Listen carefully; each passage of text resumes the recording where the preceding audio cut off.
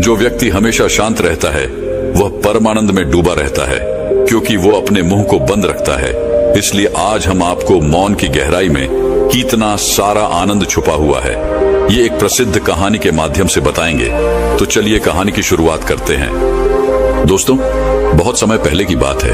एक नगरी में एक गुरुवर जंगलों के बीच अपनी कुटिया बनाकर रहा करते थे। आसपास बहुत ही अच्छा वातावरण था, शांत वातावरण था। वहां जो कोई भी जाता था वह अपना दुख भूल जाता था। उस वातावरण की शांति में मन को एक असीम शांति प्राप्त होती थी, जिससे जो भी कोई वहां अपने दुख लेकर जाता वह उसे भूल जाया करता। एक दिन वह गुरु अपने कुछ शिष्यों को उपदेश दे रहे थे। वह कह रहे थे, हमें अत्यधिक कम बोलना चाहिए।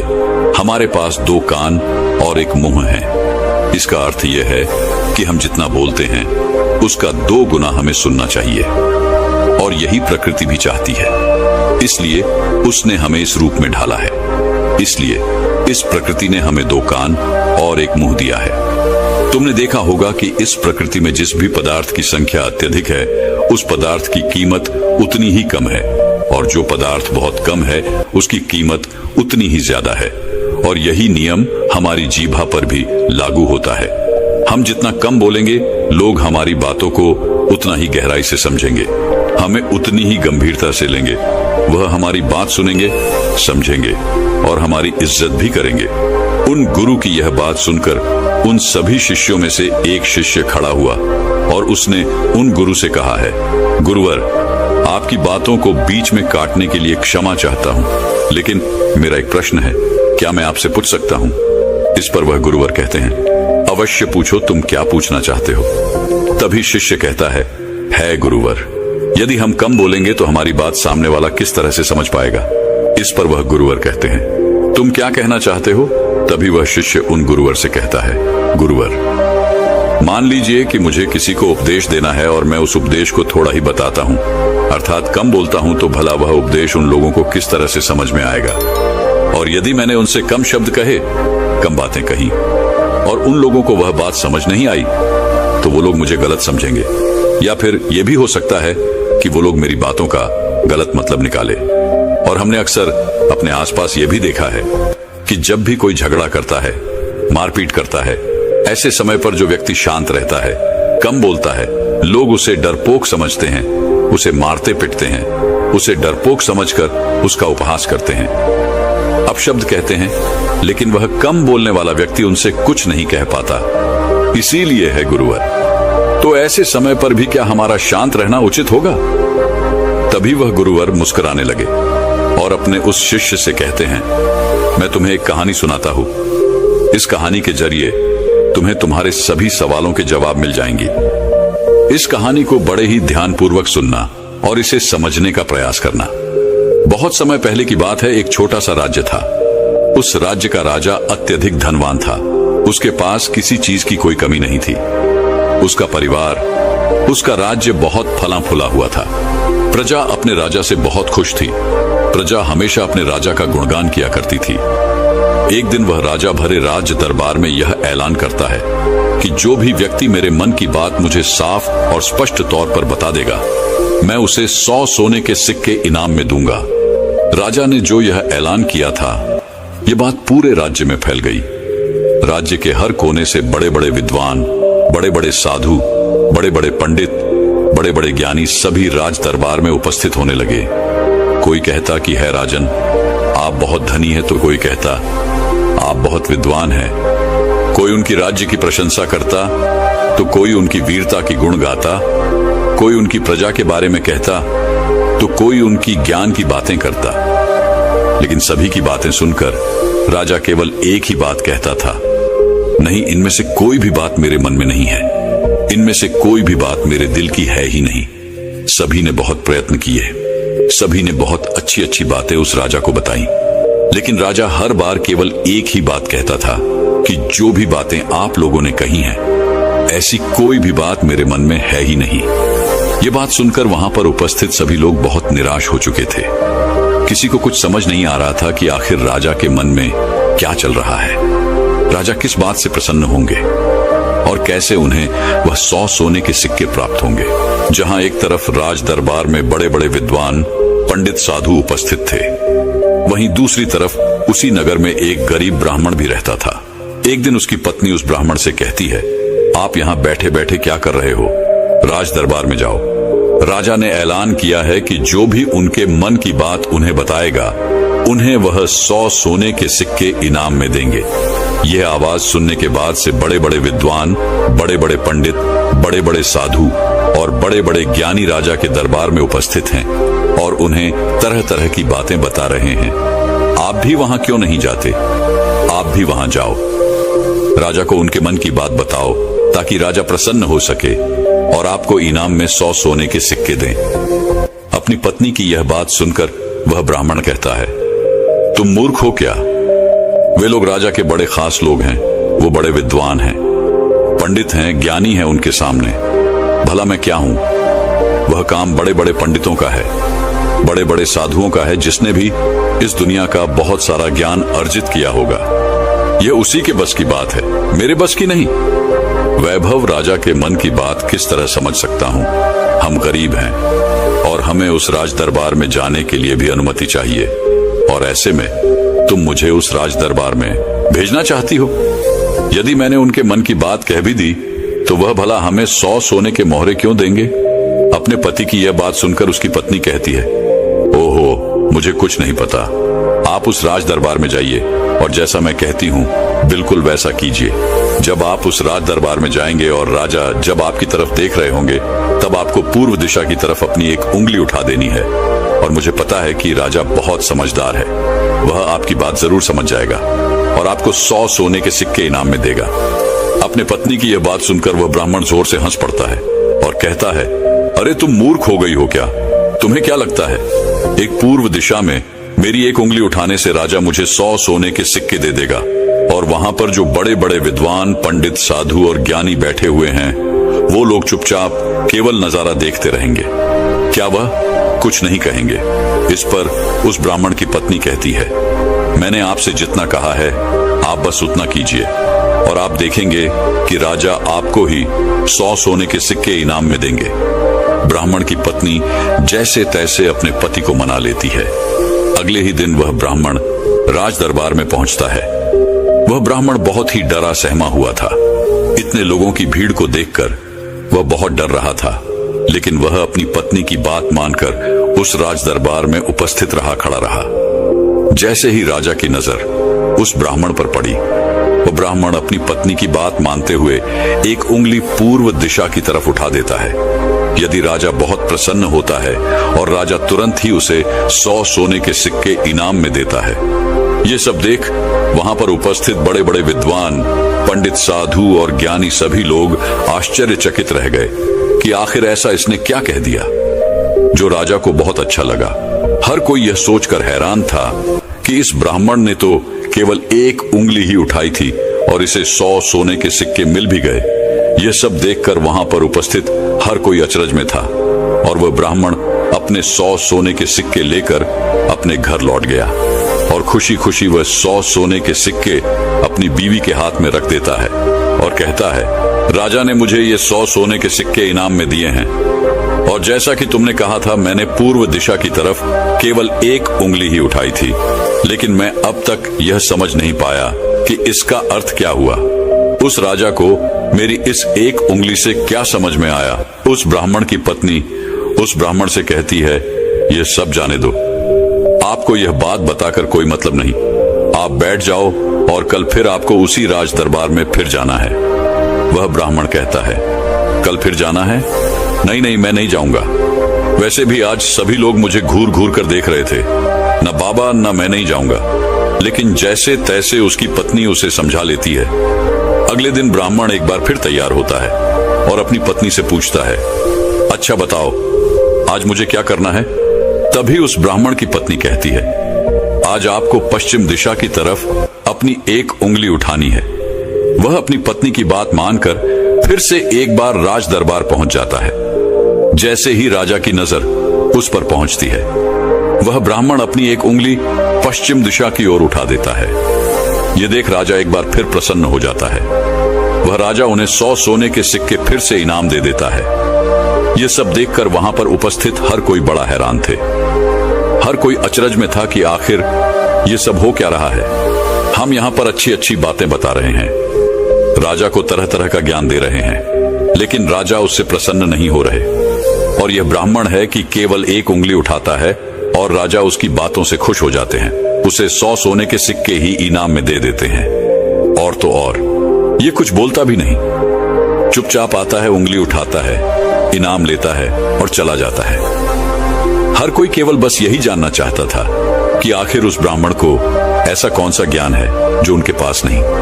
अगले दिन फिर से वह ब्राह्मण राज दरबार में आता है और अब की बार वह अपनी उंगली उत्तर दिशा की तरफ उठाता है और अब की बार भी राजा प्रसन्न होकर उसे 100 सोने के सिक्के इनाम में देते हैं।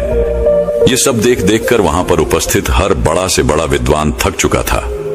उन्हें कुछ भी समझ नहीं आ रहा था कि आखिर एक उंगली उठाने से राजा किस तरह से प्रसन्न हो जा रहे हैं। यह बात देखकर हर किसी ने यह तय किया कि अब यदि उंगली उठाने से ही उन्हें इनाम मिल सकता है तो वह राजा के सामने बड़ी बड़ी बातें क्यों करें, बड़ा बड़ा ज्ञान राजा को क्यों बताएं। उससे अच्छा है कि वो सब मिलकर एक ही दिशा की तरफ उंगली उठाएंगे। सभी ने मिलकर यह तय कर लिया था। अगले दिन सुबह सुबह वह ब्राह्मण फिर से राज दरबार में आने के लिए तैयार हो रहा था और वह अपनी पत्नी से पूछता है, बताओ आज मुझे क्या करना होगा। इस पर उसकी पत्नी कहती है, आज आपको कुछ नहीं करना, आज आप घर पर ही बैठे। उस दिन सभी ब्राह्मण, सभी विद्वान, सभी साधु संत वहां पर उपस्थित थे। राजा के आते ही सब खड़े हुए।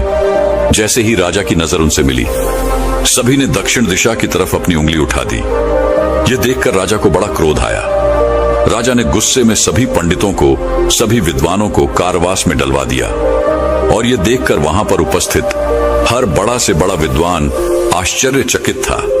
वो हैरान था कि आखिर हमने ऐसी क्या गलती कर दी। जब वो ब्राह्मण अलग अलग दिशाओं में अपनी उंगली उठाता है तो उसे 100-100 सोने के सिक्के इनाम में मिलते हैं, और आज जब हमने एक साथ एक ही दिशा की तरफ अपनी उंगली उठाई तो हमने क्या गलत कर दिया। भला राजा क्या समझ रहा है। ऐसा कौन सा ज्ञान है, ऐसा कौन सा राज है जो हम नहीं जानते, जिसके बारे में हम में से किसी को कुछ नहीं पता। यह उंगली करने वाला कौन सा नया ज्ञान है जो हमने आज तक नहीं सीखा, जिसके बारे में हम में से किसी को आज तक कुछ नहीं पता। जब उन विद्वानों की पत्नियों को यह पता चला कि राजा ने उन्हें कारावास में डाल दिया है, तब उनकी पत्नी राजा के पास विनती करने आई कि वे उन्हें छोड़ दें। उनसे गलती हो गई, लेकिन राजा ने किसी की एक न सुनी। और जब उन सभी को यह लगने लगा कि राजा उनके पतियों को नहीं छोड़ने वाले, तो वे सभी उसी ब्राह्मण के पास पहुंचे और वहां जाकर वो उनसे विनती करने लगे कि वह उनके पतियों की मदद करे, उन्हें कारावास से बाहर निकाले। राजा ने उन्हें कारावास में डाल दिया है और हमने उनसे कई बार विनती की, आग्रह किया कि वो उन्हें छोड़ दे, उनसे गलती हो गई, लेकिन राजा ने एक न सुनी। इसलिए हम सभी आपके पास आए हैं, कृपया हमारी मदद करें। उस ब्राह्मण ने और उसकी पत्नी ने सारी बातें ध्यानपूर्वक सुनी। उसके बाद उस गरीब ब्राह्मण की पत्नी राज दरबार जाती है, और जैसे ही राज दरबार में राजा की नजर उस गरीब ब्राह्मण की पत्नी पर पड़ती है तो राजा अपनी 2 उंगलियां खड़ा करता है, और तभी वह ब्राह्मण की पत्नी अपने पैर पर ताली मारती है। यह देखकर राजा तुरंत ही अपने अधिकारों को आदेश देता है कि जाओ, उन सभी को कारावासियों से बाहर निकालो। ये सब देखकर वहां पर जो उपस्थित पंडित थे, उनकी हैरानी का कोई ठिकाना नहीं रह गया था। उन्हें यह समझ ही नहीं आ रहा था क्या आखिर यह कौन सी विद्या है, यह कौन सा ज्ञान है। कभी वह ब्राह्मण एक उंगली खड़ी करता है, कभी राजा 2 उंगलियां खड़ी करता है, और कभी यह ब्राह्मण की पत्नी अपने टांगों पर ताली पीटती है। आखिर ये सब चल क्या रहा है, आखिर ये सब हो क्या रहा है। सभी मिलकर यह तय करते हैं कि इसका जवाब तो हमें वह गरीब ब्राह्मण ही देगा। इसलिए सभी मिलकर उस गरीब ब्राह्मण के घर पहुंचते हैं, और उन सभी पंडितों में से एक पंडित उन गरीब ब्राह्मण से कहता है, आप ही हमें बताइए, यह कौन सी विद्या है जो हम नहीं जानते। आपको भला राजा ने इतनी बार इनाम क्यों दिया, और जब हमने एक दिशा में उंगली उठाई तो हमें कारावास में डाल दिया, और जब हमारी पत्नियां हमें छुड़ाने आई, उन्होंने राजा से विनती की, राजा से आग्रह किया कि वह हमें छोड़ दें, लेकिन राजा ने उनकी एक ना सुनी। और जब आपकी पत्नी उसी राज दरबार में आती है तो उनके केवल एक आदेश पर, उनके केवल एक इशारे पर राजा हमें कारावास से छोड़ देता है। आखिर यह सब हो क्या रहा है? आखिर आपने यह सब कैसे किया? क्या आप हमें भी यह ज्ञान दे सकते हैं? क्या आप हमें भी यह विद्या सिखा सकते हैं? उन सभी की यह बात सुनकर तो ब्राह्मण उन सभी से कहता है, इसमें मैंने कुछ नहीं किया है, ये सब तो मेरी पत्नी का किया धरा है। ये सब ज्ञान तो उसने ही मुझे दिया है और उसने जैसा मुझसे कहा मैं वैसा करता चला गया। तभी वो ब्राह्मण की पत्नी उन पंडितों से कहती है, मैंने पहले दिन अपने पति को कहा था कि वह पूर्व दिशा की ओर अपनी एक उंगली उठाए और उन्होंने बिल्कुल वैसा ही किया, क्योंकि राजा का पूरा राज्य पूर्व दिशा में फैला हुआ है और पूर्व दिशा में उनका यह राज्य अटल रहे, अटल रहे। कुछ यही बात राजा के मन में भी चल रही थी, जो राजा के दिल की बात थी। इसीलिए राजा प्रसन्न हुआ और राजा ने मेरे पति को 100 सोने के सिक्के दिए। दूसरे दिन जब मेरे पति आए तो मैंने उन्हें कहा कि तुम आज के दिन पश्चिम दिशा की तरफ अपनी एक उंगली उठाना, जिसका अर्थ यह था कि आपका राज्य सूरज के उगने से ढलने तक के बीच में आप ही का राज्य रहेगा।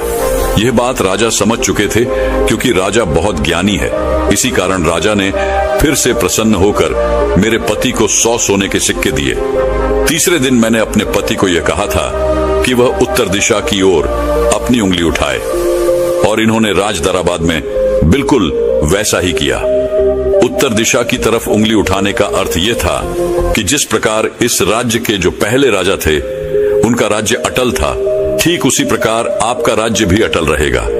और यह बात भी राजा के मन की ही थी, जिस कारण राजा ने प्रसन्न होकर उन्हें 100 सोने के सिक्के इनाम दिए। लेकिन चौथे दिन जब मेरे पति तैयार होकर राज दरबार के लिए निकल रहे थे, तब मैंने इन्हें मना कर दिया। मैंने इन्हें घर पर ही बिठा दिया, क्योंकि मैं जानती थी अब आगे हमें कोई भी सोने के सिक्के नहीं मिलने वाले। उनके मन की जो भी बातें थी वो हमने पहले ही कर दी थी। लेकिन उसी वक्त आप लोगों की मूर्खता के कारण आप सभी ने दक्षिण दिशा की तरफ उंगली उठा दी और इधर तो राजा रावण का राज्य चला गया। उसे मार दिया गया था, इसलिए राजा ने इसे एक गलत निर्देश समझा, एक गलत संदेश माना और आप सभी को कारावास में डाल दिया। तभी उन सभी पंडितों में से एक पंडित यह कहता है कि ये सब तो ठीक है, लेकिन आपने हमें बाहर कैसे निकाला, जबकि राजा ने तो हमें बाहर निकाले से मना कर दिया था। तभी वह ब्राह्मण की पत्नी कहती है, जब मैं अपने हाथों में चारा लेकर राज दरबार पहुंची तो राजा ने 2 उंगली खड़े कर दी और मैं उनका संदेश समझ चुकी थी। इसलिए मैंने अपने हाथों से अपने पैरों पर काली पीटी, जिसका अर्थ यह था कि यह तो केवल जानवरों की जैसे हैं, ये तो केवल खाने वाले हैं।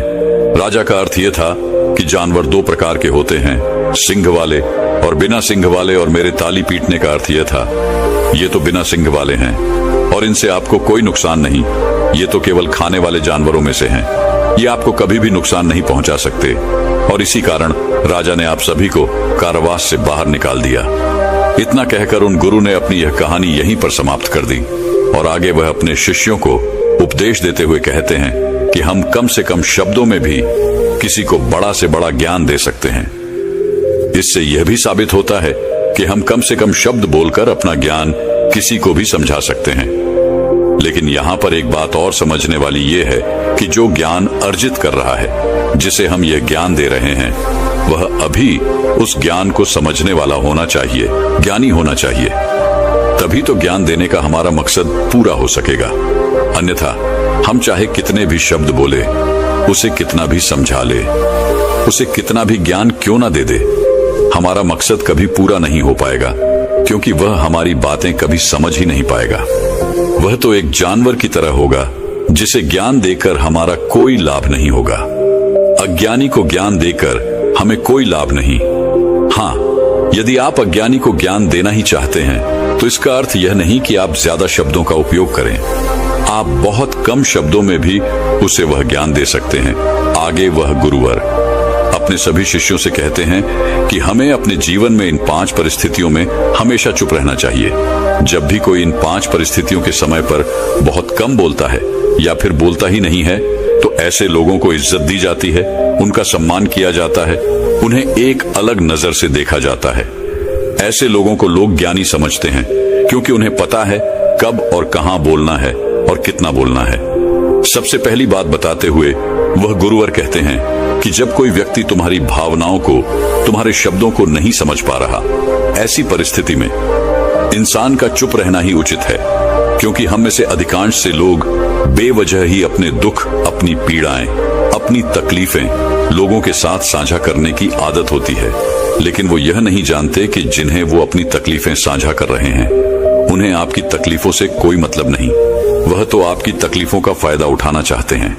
वह तो आपकी तकलीफों को सुनकर मन ही मन में खुश हो रहे हैं, क्योंकि उन्हें अब यह पता चल चुका है कि जितना कुछ वो आपको समझते थे, जितना सुखी वो आपको समझते थे, आप अंदर से उतने सुखी हैं नहीं। आपका सुख चैन लुट चुका है और यह जानकर उन्हें बहुत प्रसन्नता होती है। वह बहुत खुश होते हैं और ऐसे समय पर वह आपका साथ भी छोड़ देते हैं, क्योंकि कोई भी एक दुखी व्यक्ति के साथ रहना पसंद नहीं करता। इसलिए जब भी ऐसी कोई परिस्थिति आए, जब आपको लगे कि मुझे अपनी भावनाओं को, अपने शब्दों को किसी के साथ साझा करना चाहिए, तो ऐसे समय पर आप अपने कुछ करीबी खास परिवार के सदस्य हो या फिर कुछ ऐसे खास मित्रों से अपनी बात साझा कर सकते हैं जिन पर आपको पूरा यकीन हो। और अन्यथा यदि आप किसी और के साथ अपने मन की यह बातें साझा करेंगे तो वो लोग आपको बेवकूफी समझेंगे और ऐसे समय पर आप केवल मजाक के पात्र ही बनेंगे।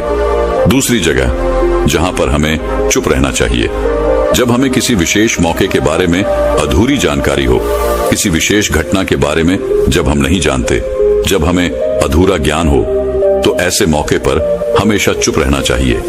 हम में से अधिकांश लोगों को यह शौक होता है कि वे अपने ज्ञान का प्रदर्शन करें, लेकिन अधिकांश लोगों को आपने देखा होगा कि उन्हें उस विषय के बारे में अधूरा ज्ञान होता है, जिस कारण वह हर समय लोगों के बीच मजाक का पात्र बनते हैं। लोग उनकी खिल्ली उड़ाते हैं, उनका मजाक बनाते हैं, और ऐसे व्यक्तियों को लोग कभी गंभीरता से नहीं सुनते, उन्हें कभी गंभीरता से नहीं लेते। जो भी बातें हमने इधर उधर से सुनी है, जिनका हमें ज्ञान नहीं है, उन बातों को लेकर हमें कभी भी दूसरों को नहीं समझाना चाहिए, ना ही अपनी बातों को दूसरों से मनवाना चाहिए।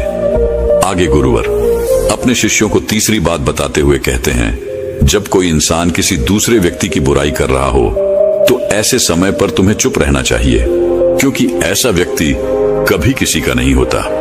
तुम जिस नकारात्मक बातों का हिस्सा बनने जा रहे हो, वह नकारात्मक बातें तुम्हारे मन में प्रवेश करती चली जाएंगी और धीरे धीरे यह नकारात्मक बातें तुम पर हावी होने लगेंगी और फिर तुम भी उसी की तरह नकारात्मक बातें सुनने लगोगे, सोचने लगोगे और करने लगोगे।